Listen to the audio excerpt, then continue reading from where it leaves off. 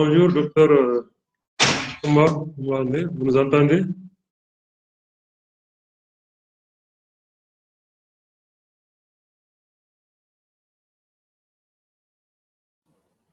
Bonjour, docteur je vous entends Kantouré, très vous nous bien. suivez? Voilà, il est là. Oui, je vous entends très bien. Bonjour, docteur. Veuillez nous excuser de cette perturbation.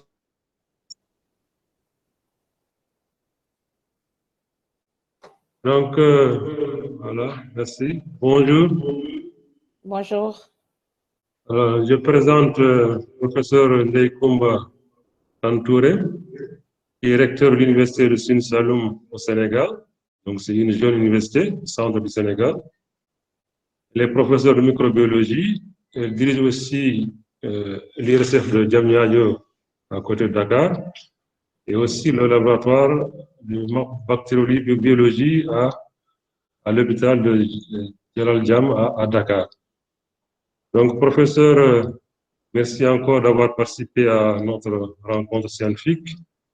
Nous sommes vraiment ravis de votre présence. Donc, on va vous passer la parole pour vous nous donner votre présentation. Vous avez la parole, professeur. Merci. Merci beaucoup. Tout d'abord, je vais vous présenter mes vœux les meilleurs pour 2021 et prier pour que 2021 soit meilleur que 2020 et profiter de cette occasion pour vous remercier de l'opportunité que vous m'offrez aujourd'hui via cette invitation de partager avec vous cette présentation. Tout d'abord, rappeler les aspects virologiques et les diagnostics au laboratoire de SARS-CoV-2 et avant de parler de l'expérience du Sénégal dans la gestion de la pandémie de COVID-19. Donc, pour ce faire, la présentation sera articulée sur le plan suivant. Après une introduction, une historique, les caractères virologiques de l'agent causal et les diagnostics au laboratoire, nous allons parler de l'expérience du Sénégal avant de conclure. Vous savez que l'agent le coronavirus, qui est l'agent de la COVID-19, fait partie de la grande famille des coronavirus, qui sont des virus enveloppés à ARN simple brin, ARN monocaténaire de polarité positive, ce qui montre que l'ARN est directement messager et c'est ce qui a été utilisé dans certaines stratégies vaccinales. Ce sont des virus zoonotiques responsables de manifestations, syndrome respiratoire, on se rappelle le SARS-1 et le MERS, et depuis fin 2019, le SARS-CoV-2 qui est le virus émergent et dont la propagation est mondiale. Ce virus a plusieurs intérêts. L'intérêt est d'abord médical, lié à la gravité des infections chez certaines personnes, et le fait que ça soit une maladie systémique parce que ça peut attaquer l'ensemble des organes. Et l'épidémiologie, la rapidité de la propagation, on parle même de la célérité du nouveau variant britannique, donc ce qui montre que c'est un virus qu'il faut suivre. L'intérêt est également diagnostique, c'est un nouveau virus, il faut développer de nouveaux outils pour faire le diagnostic parce que par rapport à ce virus, le diagnostic est important. L'intérêt est également thérapeutique, mais surtout prophylactique. Actuellement, on n'avait pas de traitement spécifique ni de vaccin, mais là, on voit les vaccins arriver. Il faut qu'on attende un tout petit peu pour voir quelle serait l'efficacité réelle de ces vaccins après les premières études. Et l'intérêt est aussi économique avec les incidences que nous voyons et les pertes que nous avons enregistrées au plan économique dans plusieurs pays. Et juste pour rappel que le monde a connu plusieurs épidémies et plusieurs pandémies. On peut rappeler la pandémie de 1918, la grande grippe qu'on appelle la grippe espagnole.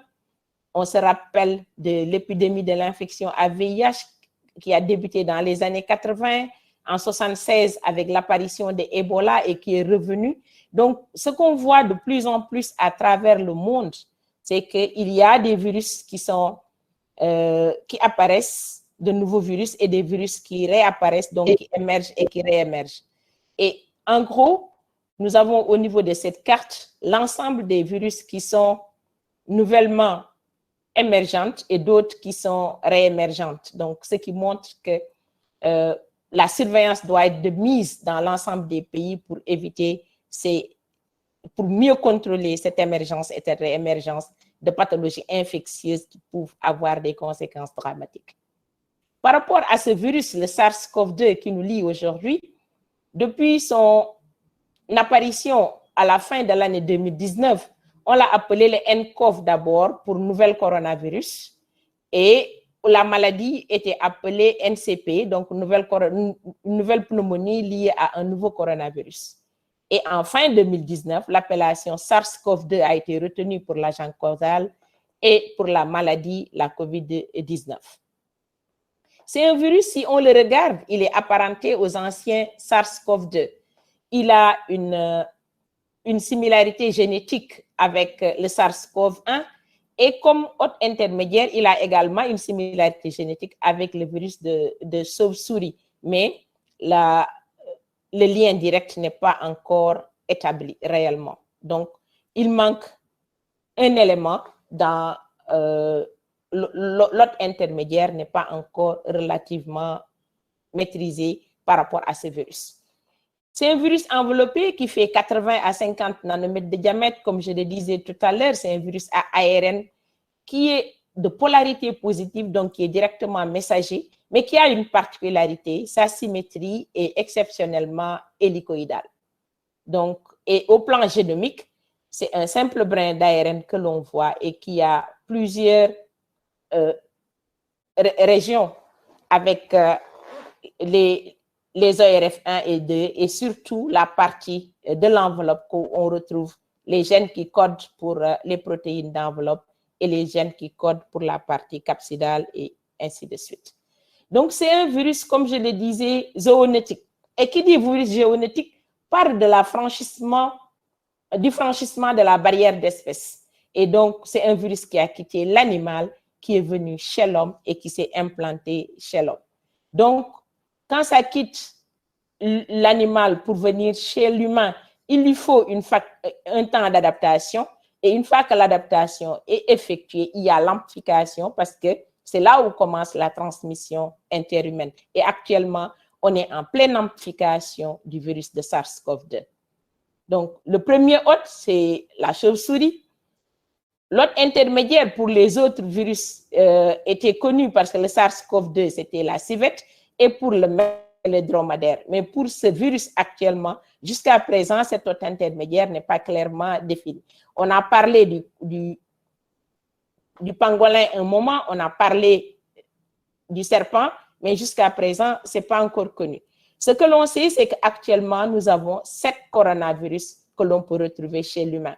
Les 6 qu'on trouvait habituellement et le nouveau venu, le SARS-CoV-2, qui présente la pandémie actuelle. Comme un virus enveloppé, il a besoin de récepteurs pour infecter la cellule. Et donc, le récepteur, ce sont les récepteurs des angiotensine 2, l'enzyme de conversion, et donc que l'on retrouve au niveau de plusieurs cellules, ce qui montre que ce virus peut être retrouvé dans plusieurs organes au sein de l'individu qui est infecté. Et comme virus, on le met en évidence seulement avec les microscopes électroniques, que ce soit les microscopes électroniques à transmission ou à balayage.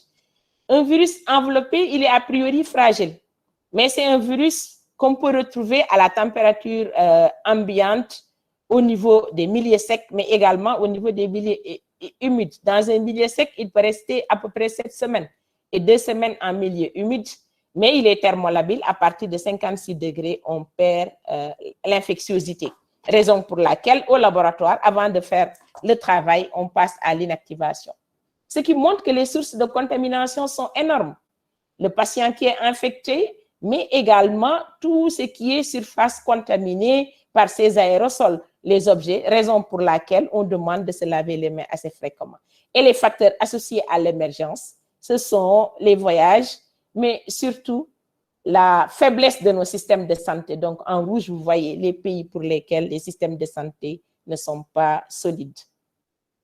Au plan épidémiologique, si on regarde ce virus, depuis la notification par l'OMS jusqu'à nos jours, on est presque à 100 millions de personnes infectées. Globalement, on est à plus de 93 millions de personnes infectées et avec plus de 2 millions de décès à travers le monde.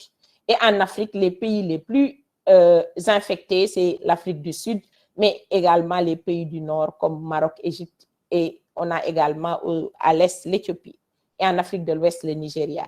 Et en termes de décès, c'est surtout en Égypte, au Maroc, Algérie qu'on voit le plus de décès. Mais c'est un virus, comme je le disais tantôt, où le diagnostic au laboratoire est important parce que la médecine a évolué.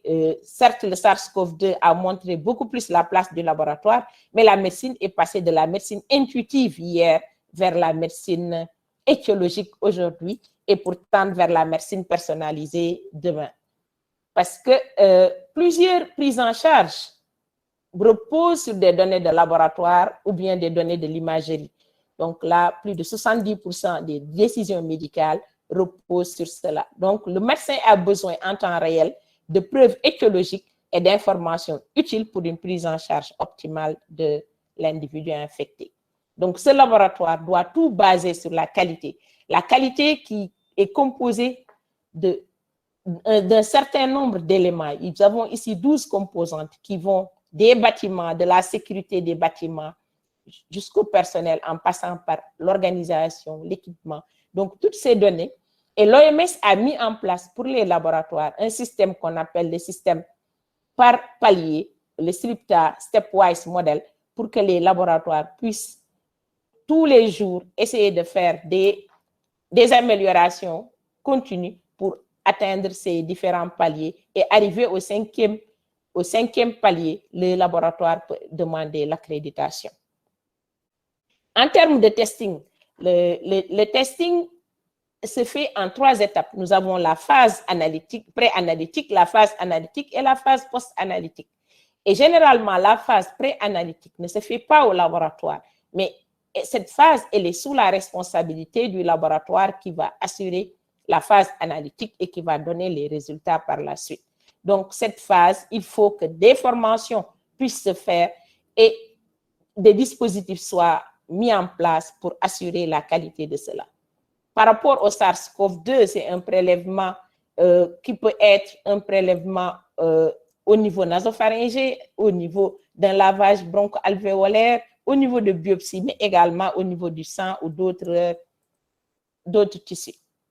Et par rapport au prélèvement nasopharyngé, qui est le prélèvement le plus utilisé pour la réaction de RT-PCR, qui est la réaction standard qu'on va voir tout à l'heure, ce prélèvement nasopharyngé doit obéir à un protocole bien défini. Et donc, l'aspiration peut être utilisée, mais pour éviter les aérosols, de moins en moins, l'aspiration est de mise. Et un prélèvement salivaire ou bien d'autres matrices comme les urines, les selles ou les LCR.